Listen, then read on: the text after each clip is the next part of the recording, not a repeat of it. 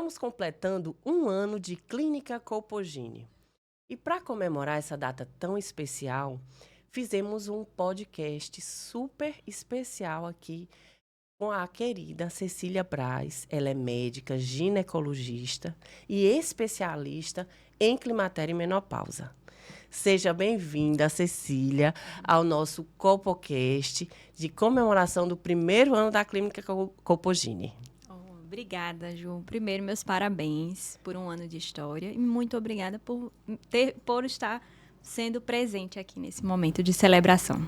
Que maravilha! Eu quero dizer para vocês que a Cecília, ela mudou assim o meu atendimento na minha clínica, né? Eu tinha muito medo, Cecília, de atender paciente 40 mais. Chegava um paciente 40 mais com queixa de climatério, né? Fogacho, insônia, irritabilidade. E eu ficava, meu Deus, com aquela insegurança. E aí eu fiz o curso da Cecília, que é um curso 100% online para médicos, onde ela ensina o passo a passo. E do início até o fim do tratamento da mulher, climatério e menopausa. E, para mim, realmente foi uma mudança de vida na minha clínica. E, hoje em dia, eu adoro atender pacientes 40 mais. Fiz ainda outro curso com ela, que ela participava também, de contracepção. Então, realmente, para mim, eu estou conhecendo a Cecília pessoalmente hoje, viu? Mas parece que eu conheço ela há anos. É igual as pacientes, viu, Cecília? É mesmo, que fica acompanhando a gente. Que fica acompanhando a gente no Instagram. Aí, quando chega na clínica, diz, doutora, eu lhe conheço faz tempo. Então, Cecília, eu queria que você conceitualizasse aí o que é isso, essa coisa de climatério, menopausa, onde é que começa, onde é que termina. Porque tem muita dúvida, né? Isso. É um dos primeiros pontos, inclusive, que eu trabalho no curso para médicos, mas isso serve para uma orientação para todas as mulheres, né? Porque às vezes gera um pouquinho de confusão sobre o uso dos termos. Então, o climatério é um termo mais geral, assim, vai abarcar esse período de transição. Então, a partir, em geral, dos 40 anos, a mulher já começa a ter algumas oscilações. Para algumas vão ser muito sutis, que só vão ser identificadas em exames de laboratório, e para outras já vão ter alterações clínicas mesmo, já vai ter a presença de sintomas. Então, a gente não tem uma data definida, porque isso vai variar de forma individual de mulher para mulher, e nem de início nem de término. Mas a gente tem uma referência desse período aí acima dos 40 anos de idade. Isso aí para a gente chamar de climatério, que é esse termo mais geralzão dessa fase de vida. E aí, quando a gente fala em menopausa mesmo, para você que assiste a gente aí, menopausa é uma data bem específica, é a pausa da menstruação. Então, é um marco no calendário ali. E como a gente não sabe naquele dia que é a nossa última menstruação, a gente vai dizer que a gente tem essa referência de que um ano depois a gente consegue realmente identificar que ativemos a menopausa naquela data. Então, tem essas duas referências de termos que a gente entende mais e utiliza mais nessa ciência de menopausa. Maravilhoso. Cecília, a gente pega muito paciente que vem angustiada, completa 40 anos. Ah, doutora, eu quero saber quando é que eu vou parar de menstruar? Se eu já estou na menopausa, né? Isso. Que agora a gente já entendeu que menopausa e climatério eles são coisas diferentes, né? Isso. Então, elas vêm muito angustiadas querendo um exame, né? Um exame. E aí a gente tenta, né, naquela explicação de que realmente a questão do laboratório não pesa tanto, não é isso, Cecília? Não pesa tanto. Principalmente em mulheres depois dos 45, nem há recomendação da gente ficar fazendo essas dosagens laboratoriais. E de forma rotineira a gente não faz, exceto se a mulher vier com a queixa inicialmente e ela for uma mulher mais jovem. Então, antes dos 45, se a mulher já está apresentando características clínicas mesmo, então já está tendo aquela onda de calor, já tem irritabilidade, ressecamento vaginal, aí sim a gente faz uma dosagem para comprovação. Mas nem sempre a gente vai identificar, porque a dosagem primeiro que ela é uma fotografia de momento, né? E essa flutuação hormonal ela é muito grande, principalmente na transição, antes realmente de chegar ao marco final de menopausa ali. Então, às vezes a mulher já está com a clínica bem exuberante, bastante sintomas, e a gente faz uma dosagem e ela não comprova. Só que isso não invalida os sintomas dela. Então, a gente tem que ter a referência mesmo que o que a mulher nos passa, principalmente aquela mulher que se observa bem, que observa o seu fluxo menstrual, o seu padrão menstrual, que se observa, vê que tem alterações de humor. Então, essa, pra gente, é o marco mais significativo, né? Associado a um padrão menstrual, aí pra gente fica melhor ainda. O que a gente perde naquelas mulheres que usam DIU medicado, que estão usando alguma pílula, aí realmente fica mais difícil o diagnóstico, por conta que a gente perde esse padrão menstrual bem estabelecido. Isso, então o importante aí, na verdade, é a gente melhorar a qualidade de vida, né, dessa mulher. E não tanto, gente, uma questão de número, né? É isso que a Cecília está dizendo. A gente vai se importar, se interessar muito mais de uma queixa clínica que você tenha para melhorar a sua qualidade de vida e não o número ali. A gente não precisa obrigatoriamente, né, ter ali um número, porque isso aí, o ciclo menstrual, o FSH sobe, daqui a pouco desce. Isso. Então, é pela clínica mesmo. É isso que é muitas vezes, Cecília, difícil, sabe, da gente conversar com a paciente, que a paciente quer um número, ela quer uma comprovação sérica ali de que ela tem. Mas, na verdade, a gente precisa apenas melhorar a qualidade de vida dessa mulher. E não tem, sabe, muito vexame de a gente iniciar logo um hormônio. Não, vamos ver o que você está sentindo, vamos ajustar. Isso. Né, Cecília, eu achei super interessante no teu curso. O curso da doutora é o Climatério na Prática, maravilhoso, eu amo. Tem no Instagram, né? Vocês podem seguir. Tem o dela pessoal, que é DRA Cecília Braz. Então, lá no curso, eu vi tudo do curso dela, baseado na Sociedade Brasileira de Climatério, SOBRAC, tudo direitinho, dentro dos padrões científicos, do jeito que a gente gosta. Que, falando das modalidades. Sim. Então, hidroginástica, o pilates, que o pessoal vem muito, né? Eu já faço exercício físico. E aí você colocou... as modalidades não hormonais, as modalidades não hormonais, que foi a questão da corrida e da musculação, né? Quer dizer, fala um pouquinho pra gente dessa importância, né? Sim. Que muitas vezes, Cecília, a gente vem com a mulher toda desestabilizada, a mulher não dá a base pra gente, que é o exercício e a parte nutricional, e a gente não consegue compensar, né? Então, é a modalidade não hormonal, não é isso?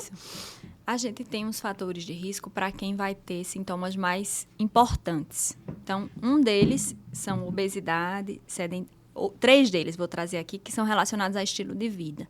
Obesidade e sobrepeso, sedentarismo e tabagismo. Então, são 3 pontos que vão aumentar as chances daquela mulher passar por uma transição menopausal e mais sintomática. Então, nessas situações... E, na verdade, em todas as mulheres, a gente deve, sim, ser bem... compartilhar ali orientações que tragam essa mulher para o estilo de vida saudável. Porque isso tanto vai ser bom do ponto de vista geral de saúde, vai trazer bem-estar para ela, quanto vai reduzir a chance dela ter sintomas maiores, mais importantes. Então, a gente tem que atuar realmente sobre a questão de ganho de peso, né? Propiciando a perda de peso ou a manutenção de um peso saudável, e contra hábitos, na verdade, vícios, né, que não são nada positivos. Tabagismo é bem estabelecido e alcoolismo também não é nada interessante para essa fase. Então, a gente não tem tanta evidência assim, específica de um exercício que vá levar à melhora dos sintomas. A gente tem essa recomendação de forma geral. Mas para uma mulher, num processo de envelhecimento, é interessante ela fazer 2 tipos de atividade. Associar uma atividade de força, mesmo, de resistência, que é a musculação, a uma atividade aeróbica, né, para melhorar a aptidão cardiovascular. Então, eu sempre gosto de estabelecer nas minhas consultas com as pacientes para que elas consigam alinhar 2 tipos de atividade dessa. Não necessariamente precisa ser a corrida, mas às vezes ela gosta de aula de dança. Então, eu peço para ela associar cardio, a dança. Né, um cardio, uma atividade às vezes ela não gosta de nada. Eu peço, não, então vamos tentar pelo menos uma esteira ali, uma bicicleta, 20 minutinhos no seu dia de treino de musculação. Então, eu peço muito para fazer essa associação, porque realmente a gente vai ter, se a gente quer viver mais, né? E hoje a gente tem uma expectativa de vida muito grande, né? Então, a gente está aí superando os 80 anos de idade para as mulheres. Isso é a expectativa, né? Mas a gente conhece muitas pessoas, todo mundo tem alguém na família aí beirando os 90, então a gente as mulheres, principalmente, têm uma expectativa de vida maior do que a dos homens. E aí a gente vai ter um período aí de 30 a 40 anos na pós-menopausa. Então, a gente precisa ter esse olhar mesmo de longevidade saudável. Cecília, ótimo, então, que a gente falou aí do estilo de vida e tudo. O que mais que a gente pode melhorar a qualidade de vida dessa mulher 40 mais, dessa mulher ainda que, de repente, não tem ainda indicação ou que não quer, né, fazer tratamento hormonal? O que a gente pode fazer por ela? A gente tem algumas opções para os pacientes que tenham contraindicação à terapia hormonal, que eu realmente tenho que pontuar que a terapia hormonal é o tratamento mais eficaz. A gente não tem ainda outro que tenha uma eficácia superior a ele, principalmente para fogachos. Mas tem, claro, um público que não vai querer usar a terapia hormonal, e aí a gente vai trabalhar um pouquinho esses tabus para tentar desmistificar. Ou tem um público que não quer. E aí a gente tem duas classes básicas, assim, ou medicações antidepressivas, e aqui a gente tem opções como venlafaxina, desvenlafaxina. Às vezes a gente tem algumas pacientes que já vêm em uso para tratamento de um transtorno de ansiedade ou uma depressão. E aí elas têm a associação de melhorar também as ondas de calor. Ou então a gente tem as opções dos fitoterápicos, né? Fitoterápicos são medicações fabricadas à base de plantas. E existem algumas plantinhas que a gente já tem evidência de melhoras de ondas de calor. Principalmente, a gente estava comentando aqui, né, do Black Cohosh ou Simicifuga racemosa, que são os dois nomezinhos que ela tem. E a gente tem as isoflavonas de soja. E aí tem vários formatos que a gente vai encontrar no mercado, né, nas farmácias.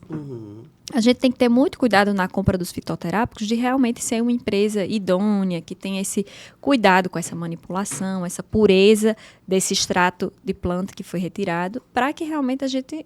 porque às vezes a gente fala, é natural, não tem risco nenhum, mas não é bem assim, né? A gente tem que ter realmente essa segurança de comprar de uma fonte adequada, de uma marca bem consolidada no mercado.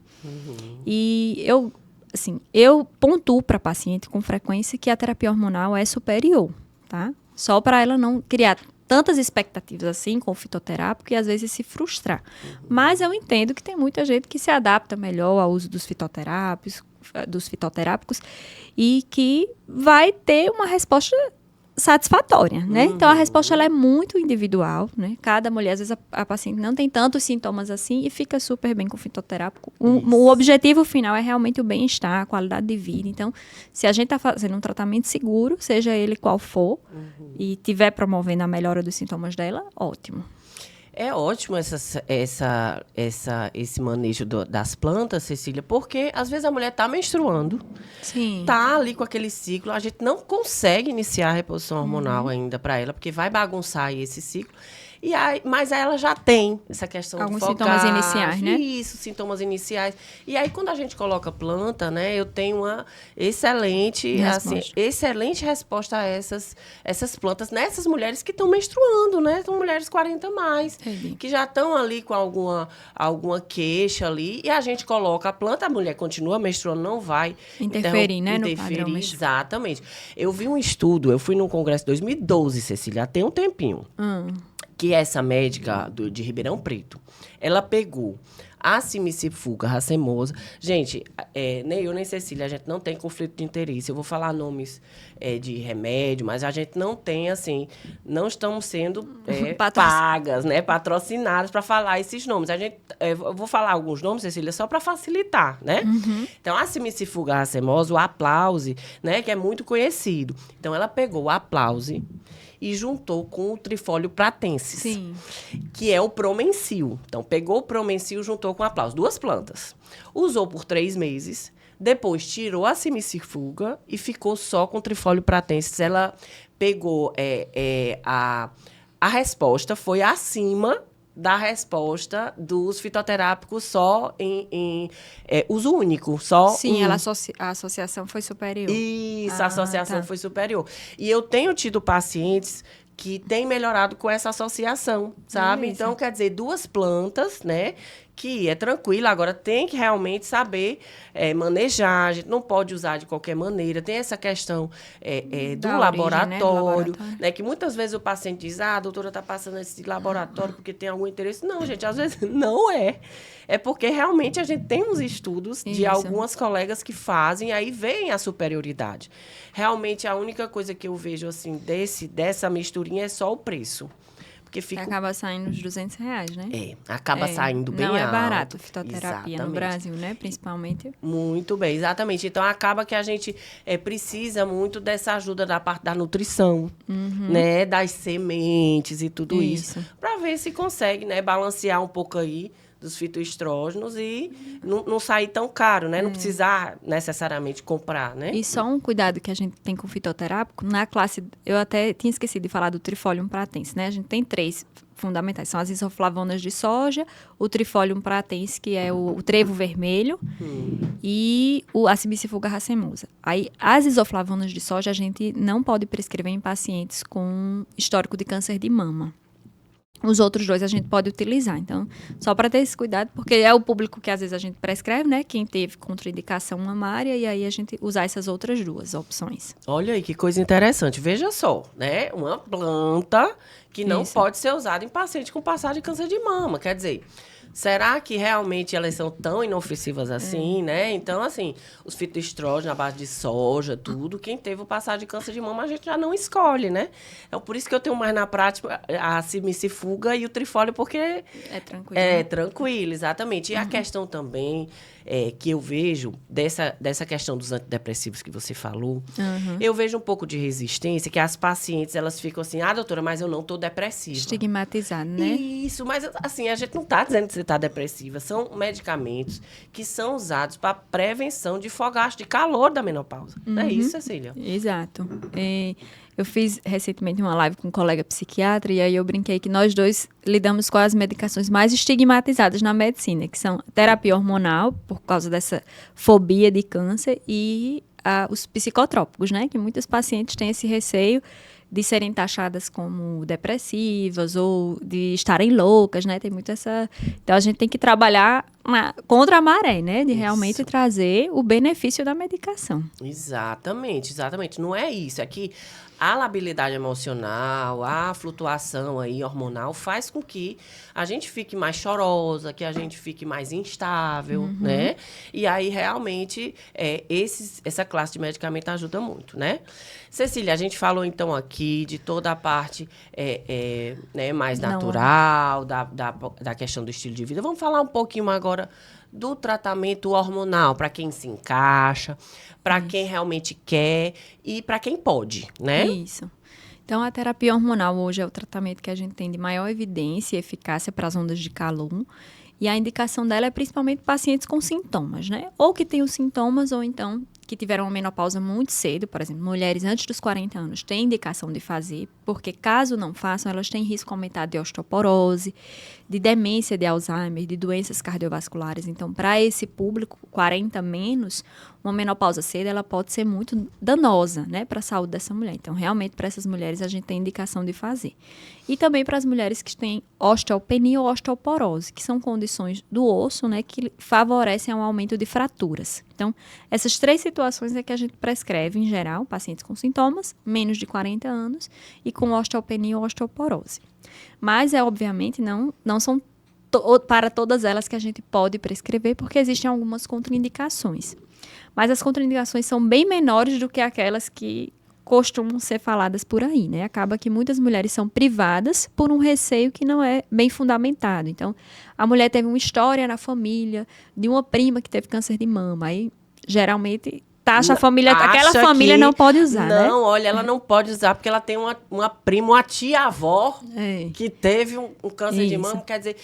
Quem é que, na verdade, a Sobrac diz, olha, essa paciente aqui não pode? Essa é só a mulher que teve o câncer de mama. Nem mesmo se a mãe ou irmã teve, ela não configura uma contraindicação, somente o histórico. Então, um perfil de uma mulher que teve um parente de 1º grau, que vai ser aquela que no árvore genealógica você pega na mãozinha da pessoa. Então, a filha, a irmã ou a mãe dela. É considerada uma paciente de alto risco para câncer de mama. Essa paciente deve ser olhada com cautela, com cuidado. Muitas vezes tem uma avaliação pela mastologista para fazer um cálculo real, às vezes fazer uma pesquisa de uma mutação genética naquela família. Mas esse fato por si só de histórico familiar não contraindica, somente um histórico pessoal. Então, a mulher que teve uma lesão de mama cancerígena ou então uma lesão precursora, inicial, também não é contraindicada para o uso da reposição, né? Ela não pode utilizar. E também aquelas mulheres que tiveram eventos adversos do coração ou dos vasos. Então, a mulher que teve um AVC, que teve um infarto, uma paciente que teve trombose, essa deve ser olhada com cuidado, porque a gente só não pode prescrever a terapia hormonal em comprimido, mas consegue prescrever pela pele, através de adesivo ou de gel. Então, esse é o panorama de mulheres. São mulheres com sintomas que não tenham contraindicações, né? E as contraindicações maiores são essas e algumas doenças mais raras que eu acho que nem cabe falar aqui, porque são situações bem especiais, doença como porfiria, ou então uma mulher com uma demência, aí realmente é um público que a gente não prescreve. E aquela janela de oportunidade, que a gente vê muito, Cecília, mulheres com anos de menopausa, que às vezes até o fogacho retorna, né? E aí, assim, a gente não vai poder iniciar, né, em todo o período. Vamos orientar, assim, com relação a até quando, né, que eu posso iniciar. Pronto. Tem-se uma dúvida muito grande qual o momento ideal de início da terapia hormonal. Hoje a gente sabe que é o momento mais precoce possível, diante da presença de sintomas, mas a Jo até trouxe aqui que às vezes a paciente está com ciclo regular e a gente ainda não quer iniciar, pode valer mão dos fitoterápicos, por exemplo. Mas assim, paciente com sintoma, com alteração de padrão menstrual, já inicia dali, então o mais cedo possível. E até quando eu posso iniciar? Nos primeiros 10 anos de menopausa. Essa é a nossa janela ouro ali para utilizar isso. Olha Por quê? só. Isso aí vai trazer um benefício, uma segurança cardiovascular maior, tá? Então, a mulher entrou na menopausa ali com 45. O ideal era que ela tendo sintomas com 43, 44, já com padrão irregular, a gente já iniciasse, tá? A gente não precisa esperar realmente estar completamente na menopausa, 1 ano sem menstruar para poder iniciar. Então, é o mais precoce possível. E até os 55, nesse exemplo que eu trouxe para vocês. Então, esse é o período ouro ali de início. Isso não significa que é o tempo máximo de uso. Isso é uma janela para iniciar, ela pegar aquele trem. É aquele período ali que ela pega o trem de iniciar. E aí, depois que ela inicia, aí é uma avaliação anual, para ver até quando a gente vai. E aí, todo ano a gente vê se surgiu alguma intercorrência, se ela apareceu com alguma lesão na mama. Então, a gente tem esse cuidado de fazer avaliações anuais dessa mulher. Cecília, a mulher 60 mais, que é um problema também. Eu pego muita paciente que parou de usar a reposição hormonal, completou 60, começou realmente a perder mais massa muscular e tudo. Não, doutora, eu quero retornar a usar a Sobrar, que eu acho que no ano passado deu uma modificada nessa orientação, né? Eles trazem assim pra gente. Preferencialmente, a janela tem que incluir mulheres com menos de 60 e que estejam dentro dos primeiros 10 anos de menopausa, certo? Mas, digamos assim, a gente tem uma paciente que teve a menopausa com 58 e veio pra gente com 62. Tem mais de 60, mas ainda está naquela janelinha de 10 anos. Então, isso aí é uma situação especial em que a gente vai avaliar. Porque existem 60 e 60, tem muitos 60 anos ali, né? A gente pode... Eu gosto muito de usar o exemplo de uma vez que eu atendi 2 irmãs. Uma tinha 59, a outra 61, assim, estavam ali no finalzinho da janela. Mas eu acabei prescrevendo terapia hormonal para que tinha 61 e contraindiquei para que de 59. Por quê? Eram pacientes com perfis totalmente diferentes do ponto de vista de saúde cardiovascular. Então, uma com peso ideal ali, adequado, superativa, a outra não. Já tinha uma hipertensão sem controle, tinha uma obesidade, que era a mais nova. Então, a gente tem que... A idade é um elemento, assim, muito... não é tão confiável assim. É uma referência, mas a gente tem mulheres com a mesma idade, com um perfil de saúde muito diferente. Diferente, né? E, digamos, até onde utilizar, ou se a gente consegue retomar. Tem uma paciente que utilizou 5 anos, aí 5 anos depois quer voltar. Isso aí tem que ter esse cuidado de olhar a saúde dela como um todo. Essa referência da janela, ela é um parâmetro para a gente ter realmente de segurança geral. Mas claro que a avaliação da gente com cada mulher é que vai fazer a diferença e compartilhar a decisão com ela, né? Então, às vezes, a gente precisa que um colega cardiologista faça uma avaliação melhor, que elas façam uma tomografia para fazer um cálculo das presenças de placas, né, nas coronárias. Então, tem alguns exames que, às vezes, a gente precisa aprofundar para ver esse risco real dessa mulher que está passando ali da janela de início, que já está com mais de 60. Então seria assim uns 65 da gente, mais ou menos. Quem traz bem mais específico isso é a Sociedade Norte-Americana. Ela pontua para a gente que um uso estendido seria o uso depois de 65. Mas também não existe uma idade limite. Então, isso aí é uma escolha, uma avaliação individual do profissional com a paciente. Não existe, assim, um marco. Até aqui não faz mais. No geral, depois dos 70, a gente não mantém, tá? Aí fica entre 65 e 70. A gente não inicia nessa idade, né? Não, a gente não vai iniciar uma paciente que teve menopausa com 50 e iniciar com 65. É uma pena que realmente ela tenha perdido aí 15 anos já, né? Mas a gente, se ela usou dos 50 e tá ali até os 65, vem usando, aí a gente vai ponderar anualmente. Vai ponderando. Geralmente, lá na clínica, eu avalio muito quando ela passa dos 60, eu já vou conversando, já olha com cuidado. Né? 65 a gente já olha, aqui já tem, né? Já começa até as divergências ali, de uma sociedade diz, a outra já pondera, porque tem essa questão do risco mesmo, risco né? de mama, porque a gente tem um risco que é tempo dependente, realmente. Então, a partir dos 5 anos, esse risco começa a aumentar. O risco de câncer mamário pelo uso da reposição. Mas vamos pontuar sobre esse risco mesmo, né? Melhor, porque senão a gente gera mais confusão aqui. Eu acho importante a gente falar sobre a mama, assim. Certo. É correto a gente dizer que terapia hormonal dá câncer? Essa frase, assim, ela tá inválida, né? A gente não pode dizer dessa forma. Né? Então, a gente tem esse cuidado de dizer que as opções que a gente tem hoje são opções que minimizam esse risco. Então, é um estrogênio bioidêntico, que a gente fala, que é um estrogênio bem igualzinho ao que o seu ovário produz. A progesterona também a gente usa, uma progesterona natural, micronizada, que é uma progesterona idêntica que o seu ovário produz. A gente dá preferência pela via não oral. Então, tudo isso nos traz mais segurança mamária também. Então, a gente já tem evidência de que, dependendo da opção que a gente prescreva, a gente traz mais essa segurança da mama. E a outra questão é que o risco ele é muito menor do que o difundido. Então, eu gosto de comparar para as pacientes, se a gente vê uma pessoa com sobrepeso ou obesidade, a gente não tem essa associação na mente de que ela está com um risco aumentado de ter câncer de mama. Exatamente. Diferente do que a indústria já fez em relação ao cigarro, de colocar aqueles avisozinhos no verso do cigarro, de que aquele é um vício ali que está aumentando seu risco de câncer de pulmão. A gente já faz essa associação, né? Mas a obesidade a gente não tem. E a obesidade, ela aumenta mais o risco de câncer de mama do que o uso da terapia hormonal. Olha só, então, gente. Quando eu gosto de trazer essa clareza para elas, para que realmente elas entendam, assim, que não é um risco iminente, não é... Até porque você vê muitas pessoas com aumento de peso que não estão com câncer de mama, Exatamente. Né? Então, o risco é muito mais superestimado do que ele é em realidade. A gente tem que... É um caso a mais para um grupo muito grande de mulheres. Olha né? só. Um caso adicional. Olha só o que a Cecília trouxe pra gente. Uma paciente com obesidade, ela tem mais risco de ter um câncer de mama do que uma paciente que está fazendo a terapia. Então, eu uso muito, Cecília, eu uso todos os dias isso. Esse exemplo, Essa né? frase, porque realmente é uma coisa muito chocante, né? É uma coisa muito chocante. A obesidade é uma coisa comum, né? Nossa, aqui no Brasil a gente está tendo muito, né? Obesidade. E a gente não imagina que essa paciente, ela tem mais risco do que uma paciente que está fazendo terapia hormonal, Verdade. né?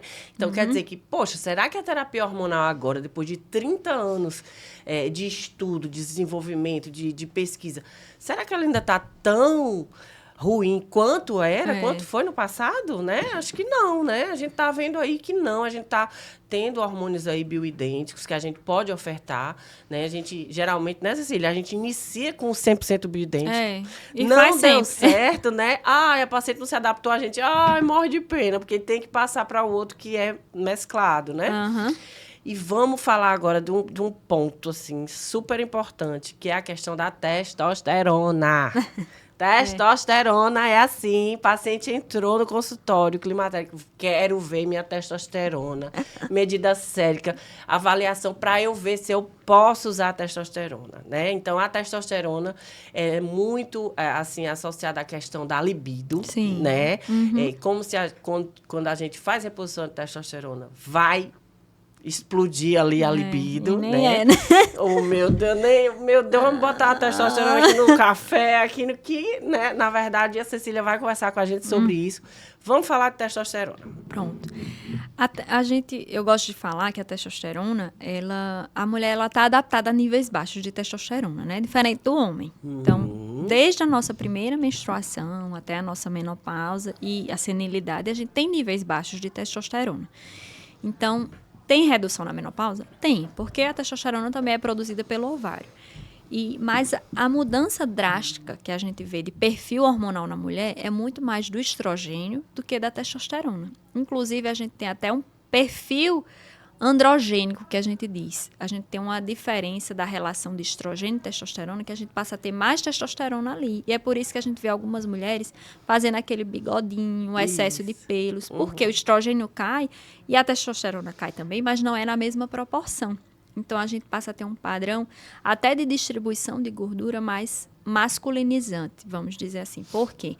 A mulher que tem uma deposição naturalmente mais de quadril, que é o padrão ginecoide, passa a ter essa deposição abdominal. Olha então, a gente vê que nessa idade, muitas mulheres que tinham quadrilzão passa a ser aquele formato mais de maçã, que não é só a pera ali, né? Começa a crescer a deposição de gordura no abdômen. E isso é um padrão mais masculino, tá? Eu não vou dizer que a libido aumenta na menopausa.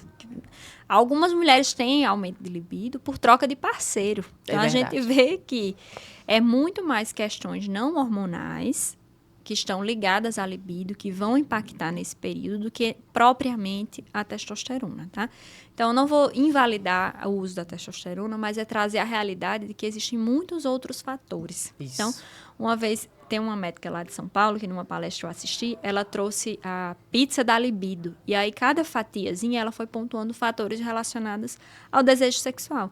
Então, ela trouxe questões como a autoestima, crenças religiosas, a intimidade conjugal ali, a própria saúde mental dessa paciente. Então, se ela não está com depressão, com ansiedade, se ela tem a mente, né, bem equilibrada, a saúde física. Então, uma pessoa que está debilitada, que está com sobrepeso, que está se sentindo indisposta, também é uma pessoa que não vai ter disposição para o sexo, né? Isso. E ela trouxe também a própria perfil hormonal, né, que a gente tem impacto sobre a testosterona, e tem mais 2 fatores que eu não estou lembrando. Eu lembro que era uma pizza de 8 fatias. E aí ela apontou claramente que a gente vai ter impacto sobre a libido, e não necessariamente para ter a libido perfeita a gente tem que ter essa pizza completa.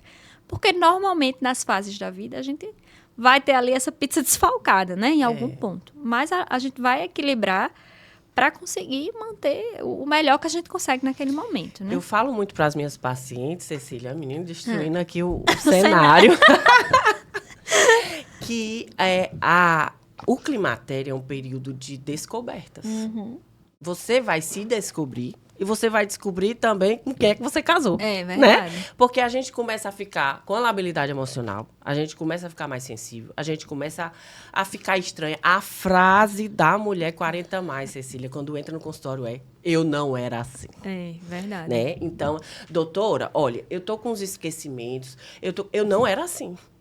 Então, isso para a mulher dói muito. Por quê? Porque quando a gente pede os exames laboratoriais, tá tudo normal. Aí ela vai dizer, poxa vida, o médico chega, diz que eu tô normal, mas eu não tô me sentindo normal. E aí começa a questão também do companheiro. O companheiro começa, poxa, você realmente não era assim. Né? E aí você começa a se questionar e começa a se culpar. Aí a culpa é minha e tudo. E não imagina que aquilo é um furacão de mudança hormonal. Verdade. Que você não era assim, mas que agora você está passando por uma fase e você não vai ficar o resto da vida assim. E isso impacta diretamente na libido. E acaba que a pessoa quer, sabe? A pessoa quer ficar com a libido preservada. E o caos. O caos, né? O furacão ali no meio. Porque não tem como. Gente, você é um só. Como é que você vai com instabilidade emocional. Dormindo mal. Dormindo mal. Com calor, com agonia. E vai ficar ótimo. Não, libido eu tô 100%. Não é verdade? Verdade. Então, acaba que a gente precisa ir consertando. Olha, a mulher 40 mais, a gente tem que ir consertando os pontinhos. Vamos acabar com essa ilusão de que, eu não era assim. Sim, mas agora você está passando por esse momento de transição e a gente precisa ajustar.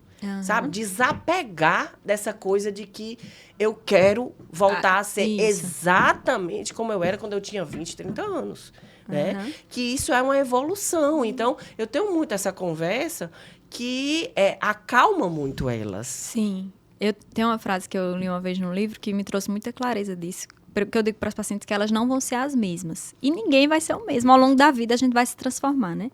E aí eu li uma vez dizendo assim, um homem não pode banhar-se no mesmo rio 2 vezes, porque nem o homem nem o rio são os mesmos. Então, tudo está em constante transformação, né? Provavelmente ela não vai ser a mesma pessoa dos 20, dos 30, ela vai ser uma nova mulher. E ela vai adaptar a libido dela àquele momento. Vai passar por um período de instabilidade, de redução, um ponto de fragilidade. É outro ponto que a gente tem é no puerpério, gestação e puerpério. Então, a libido, ela é muito lábil, assim, ela sofre variação com facilidade com as coisas do dia a dia, né? Essa pizza, ela é tão cheia de fatores ali para a gente conseguir manter ela completinha, que com facilidade a gente tem oscilações da libido. E aí, quando a gente tem uma parceria que entende, a gente está tendo acompanhamento médico e tem um reforço daquela fala ali, a mulher consegue ter mais segurança para passar por aquilo, iniciar os tratamentos, adotar um estilo de vida saudável. Tudo isso vai retomando, refazendo e reconstruindo a nova mulher que ela vai ser. Porque realmente a mesma ela não vai ser. Isso, exatamente. E isso é que faz a mulher evoluir, né? Essa mudança constante ao longo da vida. Poxa, você não vai ser mais a mesma, mas eu acredito fortemente que você vai ser uma mulher melhor. Melhor ainda. Isso. Porque você vai amadurecer dentro daquela transformação, né? Voltando à testosterona. Sim, vamos lá. O que né, as grandes sociedades nos pontuam, assim, sobre a reposição, sobre a testosterona especificamente, né? Certo. Qual é que é a nossa orientação, assim, oficial? Pronto. A finalidade de uso em testosterona em mulher é voltada para mulheres na pós-menopausa que estão apresentando um diagnóstico de desejo reduzido, né? De desejo sexual reduzido. Então, não é para ganho de massa muscular, não é para disposição, para vitalidade. A finalidade da testosterona é para a questão sexual mesmo.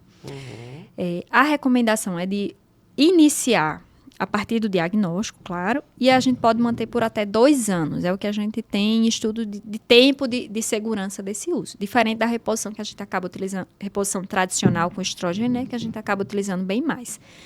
Outra coisa da testosterona é que se deu 6 meses e a gente não teve uma resposta adequada, provavelmente não vai ter mais e é indicado até suspender. Certo. Tá? Trabalhar essas outras questões da libido. Então, não vou dizer que a testosterona é ruim ou boa, ela é um elemento do desejo sexual que às vezes para algumas mulheres está pesando mais, para outras nem tanto.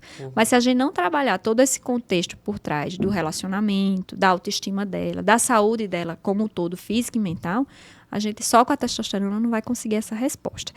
E a única indicação mesmo de dosar a testosterona, a gente não sai por aí dosando indiscriminadamente, né? A gente deve dosar em mulheres que estão com a proposta de iniciar a reposição, a gente dosa inicialmente, e depois de 1 mês a 2 meses de uso, a gente dosa novamente só para ver se a gente está mantendo em níveis seguros para a mulher. Porque a gente também não quer níveis excedidos, né, que corram o risco dela fazer virilização de voz, né, ter aquela voz mais grossa, o aumento de clitóris. A gente não quer a alteração de perfil de colesterol. Então, realmente, a gente mantém mulher em níveis fisiológicos, que são níveis naturais para mulheres. Que aí a gente mede o quê? A testosterona total, a livre? Total, a gente deve dosar a testosterona total.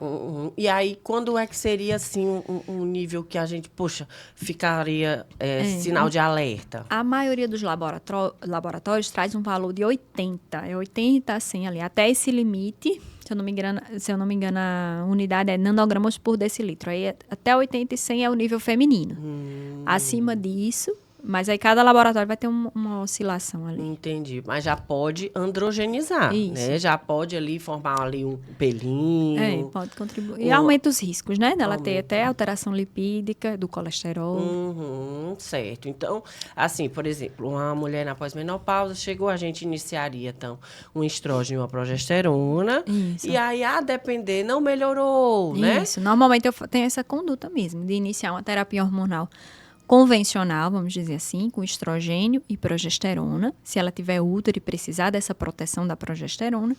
Reavalio dali a 3 meses. Se ela me pontuar, olha, tive muita melhora, mas eu notei que a libido ainda não. Eu proponho para ela a possibilidade dela usar testosterona. Porque, vamos lá, testosterona não tem na farmácia, a gente não encontra, né? A gente só tem opções manipuladas. Tem numa farmácia de manipulação de confiança. A gente pode fazer tranquilo, mas não é um medicamento assim, que a gente consiga ter facilidade. Então, eu, pelo menos, uso, por exemplo, minoxidil. Tenho que ficar manipulando. Sempre tem aquela dificuldade, né? Pelo menos eu sou médica, faço a receita. Mas aí testosterona não. Você tem que ter o contato com o médico para ficar pegando a receita.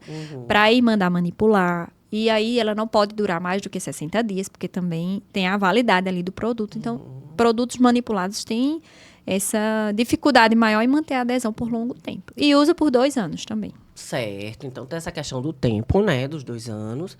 A questão do desejo reduzido. Isso. Então, mulheres, então, por exemplo, 40 mais, que querem fazer uso de testosterona isolada, já não entraria aí? Ou o que você acha? Assim, por exemplo, a mulher está menstruando, mas chegou no consultório, doutora, eu estou com essa questão da libido, mas a gente não tem indicação ainda de fazer uma reposição. Aí é de conversar com ela mesmo, para definir se ela quer fazer uma tentativa, se tem melhora.